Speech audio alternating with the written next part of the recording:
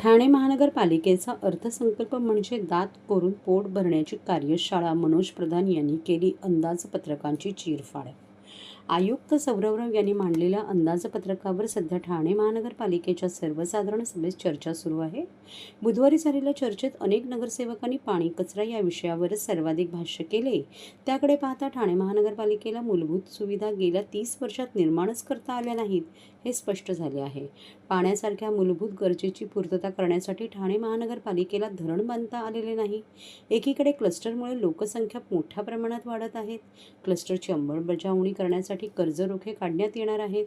मात्र धरणाच्या संदर्भात या अर्थसंकल्पात शब्द काढण्यात आलेला नाही. सरकारी अनुदानाच्या भरवशावर पालिका चालवण्याचा विचार करणाऱ्या ठाणे महापालिकेचा अर्थसंकल्प म्हणजे दात कोरून पोट भरण्याची कार्यशाळा आहे, अशा शब्दात राष्ट्रवादी काँग्रेस शरदचंद्र पवार पक्षाचे जिल्हाध्यक्ष मनोज प्रधान यांनी अर्थसंकल्पाची चीरफाड केली आहे. दरम्यान धर्मवीर आनंद दिघे यांच्या नावाने राजकारण या शहरात केले जात आहे. मात्र 2 वर्षापूर्वी 5 कोटी रुपये त्यांच्या स्मारकासाठी ठेवणाऱ्या प्रशासन यंदा त्यांच्या नावाचा उल्लेखही केला नाही. ही बाब ठाणेकरांना पटणारी नाही, असेही प्रधान म्हणाले. ठाणे महानगरपालिकेच्या अर्थसंकल्पावर मनोज प्रधान यांनी अत्यंत अभ्यासपूर्ण मत नोंदवले आहे. ते म्हणाले की सौरभ यांनी 2026-27 या आर्थिक वर्षासाठी 6,221.12 कोटी रुपयांचा अर्थसंकल्प सादर केला आहे. यामध्ये कोणतीही करवाढ न करता निवासी मालमत्ता करावर दंड तथा व्याजात 90% सूट देणारी अभय योजना जाहीर केली आहे. हा अर्थसंकल्प रस्ते, मेट्रो, क्लस्टर योजना आणि ग्रीन ठाणे या पायाभूत सुविधांवर केंद्रित आहे.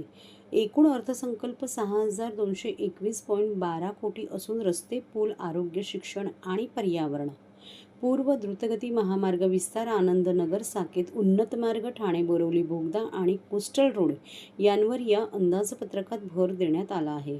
या अर्थसंकल्पात महसुली खर्च 3,818.17 कोटी आणि भांडवली खर्च 2,401.55 कोटी आहे. या सर्व आकडेवारीकडे पाहता हा अर्थसंकल्प विकासाचा नसून विकासाच्या नावावर आलेली सूज आहे.